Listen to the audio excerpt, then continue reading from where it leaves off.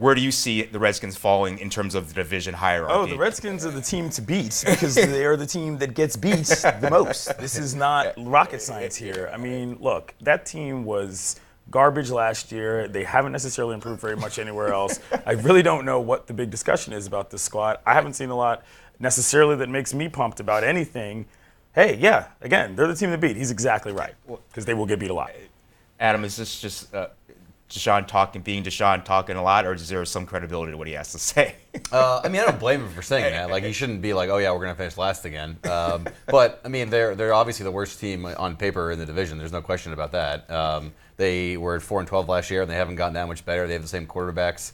Schreff will be an upgrade on the offensive line, and maybe their defense will get better with some of the D-line signings. But there's no reason to believe they're going to be a competitive team in that division or a contender. So, I mean, I don't think like DeSean Jackson is foolish for like saying that he thinks his team's going to win, but he's obviously not right.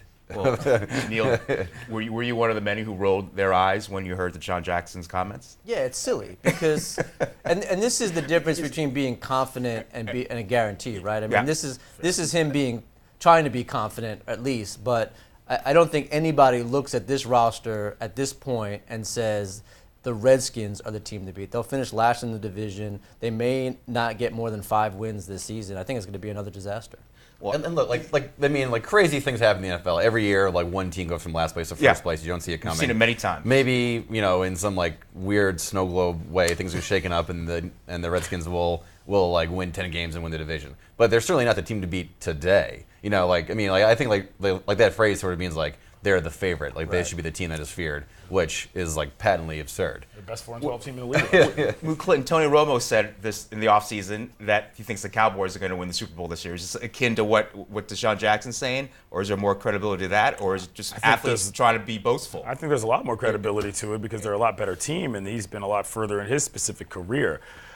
Look, the Cowboys, in my opinion, are far and away the best team in the division. I think you probably got New York that gives a slight edge on the Eagles right there. But after that, you're looking at Dan Snyder's squad, which is just a terrible outfit. I think the Cowboys have a very good chance, and I don't think that's actually that far out of the realm of possibility what Romo was talking about. Well, in the NFC East, Adam, do you see it as a wide open division, what DeSean Jackson said aside, the other 3 teams?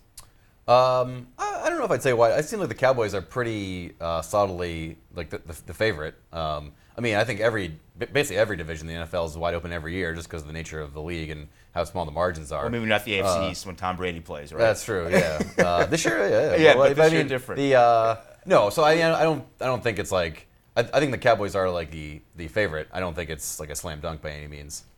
Well, Neil, DeSean Jackson, though, does this, if you're on the Redskins and you're his teammates, you look at him and say, well, if this guy has the confidence that he can do it, maybe we should follow in suit? Or do you look at him and say, we're not good enough yet? I mean, when you look at him and this team, it's hard to take that seriously. I think that actually hurts him from a leadership perspective because you can't look at this team and say, we're the team to beat, and then try to follow that guy into battle, right? I mean, that to me, I would say that guy's nuts. I mean, he doesn't have a good sense of reality, and I do think it hurts his credibility way more than it helps him.